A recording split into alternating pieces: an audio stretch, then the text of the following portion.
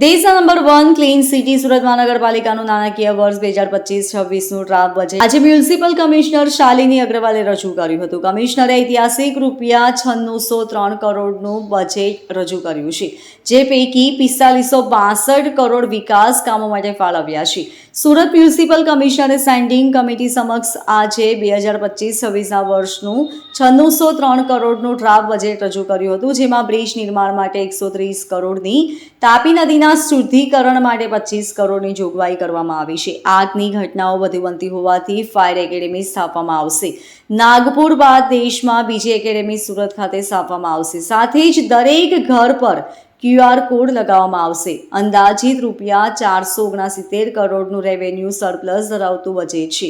વર્ષ 2023-24માં 117 crore revenue surplus અને વર્ષ 2024-25માં 425 કરોડ મળી કુલ ₹542 crore revenue surplus fund Surat શહેરના વિકાસ કાર્યો માટે ઉપલબ્ધ કરાયું છે.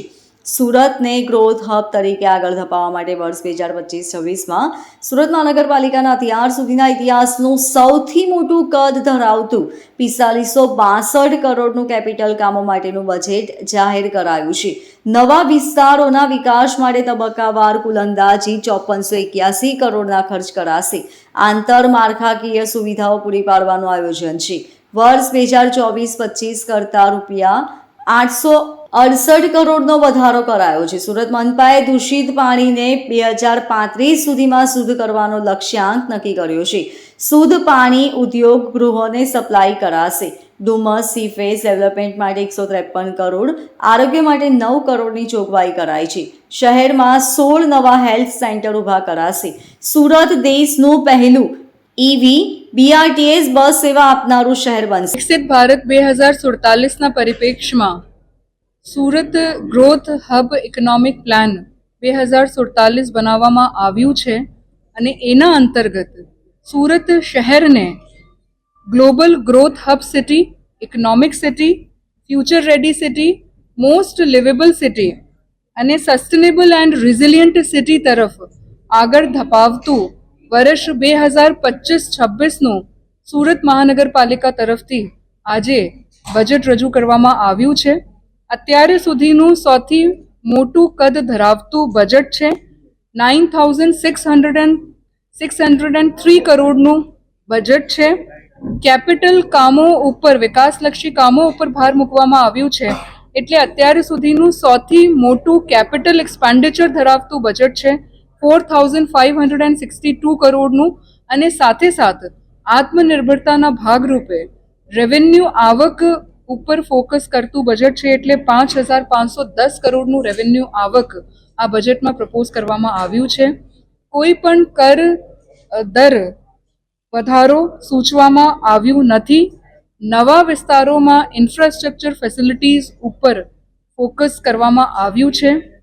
સુરત શહેરમાં શહેરી ગરીબો, મહિલાઓ, બાળકો, દિવ્યાંગો, વડીલો, ઇન્ડસ્ટ્રીઝમાં કામ કરતા કામદારો, જુદા જુદા અસંગઠિત ક્ષેત્રમાં કામ કરતા કામદારો, વલ્નરેબલ સેક્શન્સ, સમાજના દરેક વર્ગને લોકોપયોગી બને અને એમના માટેના વિકાસલક્ષી કામો થાય એ પ્રકારનું બજેટ રજૂ કરવામાં આવ્યું છે.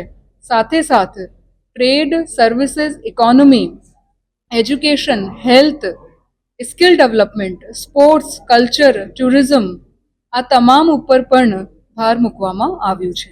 સુરત મહાનગરપાલિકા અત્યારે ઇનોવેટિવ ફાઇનાન્સિંગ ઉપર કામ કરી રહી છે.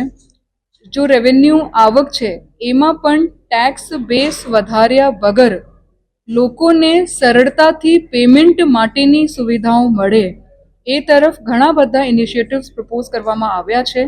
સાથે મેન્યુઅલ અરજીઓનો નિકાલ કરતા ઓનલાઈન ટેકનોલોજીથી લોકો પોતાના પ્રોપર્ટી ટેક્સનું અમેન્ડમેન્ટ હોય કે નવું અસેસમેન્ટ હોય કે કોઈ પણ પ્રકારનું સુધારા વધારા હોય એ ટેકનોલોજીની મદદથી, ડિજિટલ ગવર્નન્સની મદદથી સરળતાથી કરી શકે. આ તમામ ઉપર આગળ વધી રહી છે. એટલે છેલ્લા થોડેક વર્ષથી ખૂબ ઝડપથી રેવન્યુ આવક ટેક્સ રેટ વધાર્યા વગર પણ ટેક્સ કલેક્શન એફિશિયન્સી સિસ્ટમથી વધારવાનો પ્રયત્ન કરવામાં આવી રહ્યું છે. 2025-26 દરમિયાન સુરત શહેરની સિટી અને બીઆરટીએસ બસોને ઇલેક્ટ્રિકમાં કન્વર્ટ કરાશે.